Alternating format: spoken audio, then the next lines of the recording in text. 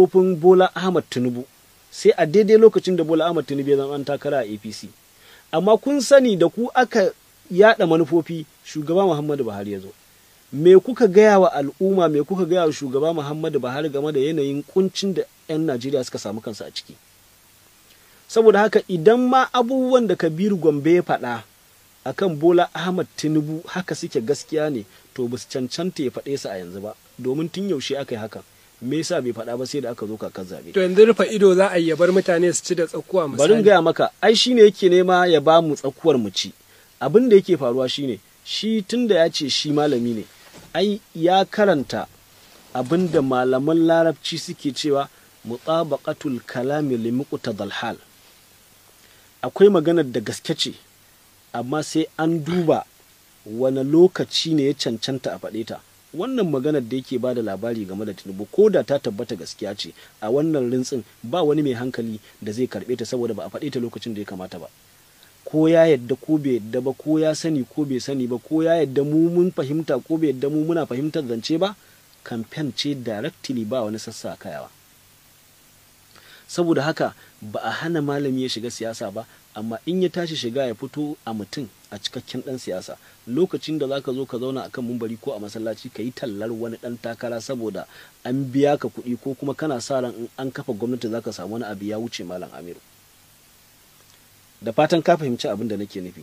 Saboda haka kamar abin da Dr. Sanin nan ya faɗa shine abin da ya kamata mutane masu basira a cikin malamai, wanda suke so su tsira da mutuncin ilimi, kuma sannan su kare muradan al'umma, halin da 'yan Najeriya suka samu kansu a ciki, irin wannan matakin ya kamata su ɗauka. Idan kuma ya matsa, shikenan sai ka faɗi siffofi, wannan is good.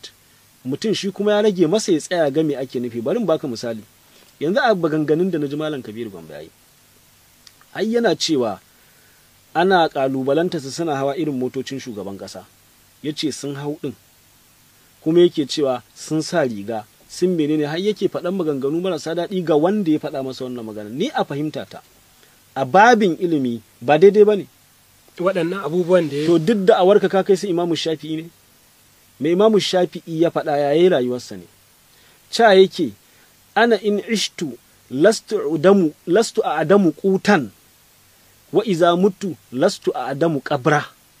Yace idan na rayu ni Imamu Shafi'i, yace ba zan rasa abin da zan ci ba, ko da daɗi ko babu, Allah zai ciyar da ni. Idan kuma na mutu duk talauci na ni Imamu Shafi'i, ba za a rasa ƙasar da za a tona abin ne ni ba. Haka Imamu Shafi'i ya faɗa. Sannan Imamu Shafi'i yace fi dhi lu'lu'an jibala sarandib wa fi dhi abara tukurura tibra. Sannan ya ce, Imamu Shafi'i ya ci gaba da cewa, alayya thiyabun, ka ji ma amsar da ta kamata a ba shi Malam Kabiru Gwambe. Imamu Shafi'i ya ce, alayya thiyabun law yuqasu jami'uha bi falsin la kana al-falsu minhunna aksara. Yace tufafi ne rubabbu a jikina. Yace da za a kiyasin su da kwatankwacin sisin kwabo, yace za a samu sisin kwaban nan ya fi tufafina daraja tufafina bata kai a sisin kwabo ba. Kaga shi bai ce yana hawa motoci irin wanda su Halifa Haruna Rashid su Mu'tasim su duk dai halifofin nan na Abbasiya suka hau, ko kuma a ce a bai baɗan hawan su tunda a lokacin su ba mota. Yace ni tufafin jikina ma, yace bai kai sisin kwabo ba. Yace amma me fihinna nafsun, yace amma fa a ƙarƙashin tufafin akwai wata rai, wata zuciya.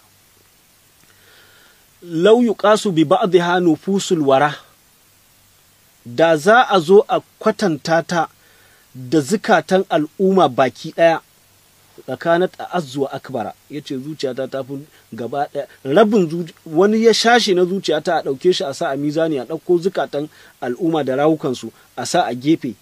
Yace to sai rabin zuciyata ko wani sashi na zuciyata ya rinjayi na al'umma girma, saboda izzatun nafsi. Ba ma zuwa gurin kowa, in ji Imamu Shafi'i. Kuma ashe kaga rashin abin hawa bai kamata ya zama abin gori ga wanda bai da shi ba. Kai kuma da ka samu a matsayinka na malinta, ba ka da wani hujja da zaka ce sai ka hau manya-manyan motoci zaka yi da'awa, don duk da'awarka baka kai sai Imamu Shafi'i ba. To ai watakila gani yake ko ana kyashi, ana ganin abubuwan da suka samu na ni'ima misali. Bari in gaya maka wani abu game da maganar da'awa. Duk mutanen nan da suka yi da'awa ba su fice da kece raini ko su ce sai sun yi kwabo da kwabo da su da shugabannin da suke mulki a wannan lokacin ba. Kuma mafi yawan ma malaman Allah ba kasafai suka faye shiri da sarakuna ba. Mafi yawa ai sa na gaya ba na ce mafi yawa ba su faya jituwa da masu mulki ba. Wasu za su ja bakin su shiru ba ruwansu da su, wasu kuma a'a ba za su shiga hudarsu ba, kuma duk sanda mai mulki ya ba daidai ba sai sun gaya mai. Ka je ka duba tarihin Imamu Malik mana, bulala nawa aka yi masa ta fa a kirga, saboda me ya faɗi wata magana ya ba da fatawa ta ci karo da manufofin gwamnatin lokacin. Aka zo aka yi bulala aka ce me ra'ayinka game da wannan fatawar, ya kuma koro isnadi ya ce ba daidai ba ne, aka kuma zane shi aka kuma ɗora shi akan abin hawa ana kewayawa da shi. Me za ka faɗa? Ya ce wanda ya sanni baya buƙatar bayani na, wanda bai sanni ba kuma ina so in gaya muku ni ne Maluku ɗan Anasu. Abin nan da na faɗa aka zane ni ina nan a kansa, in kulun kubura za a yi da ni sai dai a yi. Haka fa tarihin wa'yancan masu da'awan na haƙiƙa yake tsakaninsu da sarakunan zamaninsu.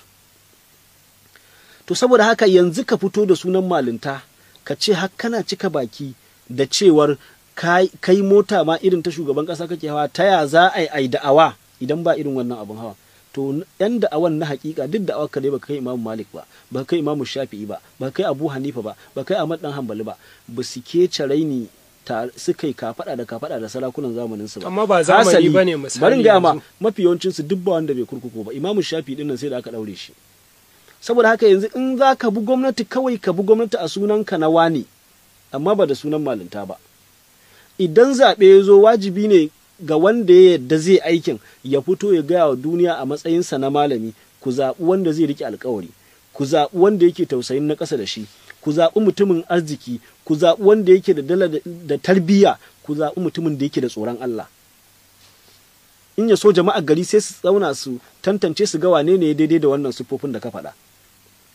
Mu kuma 'yan siyasa wajibinmu ne, aikinmu ne mu fito mu kama suna, musamman shi jagoranmu da muke bin sa ba mun bi shi da ka ba, mun bi shi ne saboda kyawawan manufofinsa. In dai za a yi maganar mutunci, karamci, tsara mutuncin addini, tsara al'adarmu ta gargajiya mai kyau wadda Bahaushe ya gada daga iyaye da kakanni, a cikin al'adunmu akwai kyawawan al'adu.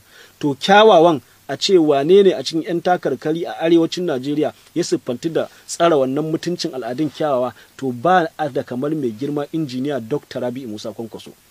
Kaga idan muka duba ta fuskar addini, a duk 'yan takarar arewa ba wani mutum a 'yan takarar shugaban Najeriya arewa da ya kai mai girma sanata Rabi'u Musa Kwankwaso riko da addini. Ba a baki ba nake gaya ma, a aikace. Girmama al'ada, ban ga wani mutum a cikin 'yan takarar Najeriya ko a kudu yake ko a arewa wanda yake riƙe al'adarsa yake mutunta ta kamar mai girma sanata injiniya Dr. Rabi'u Musa Kwankwaso ba.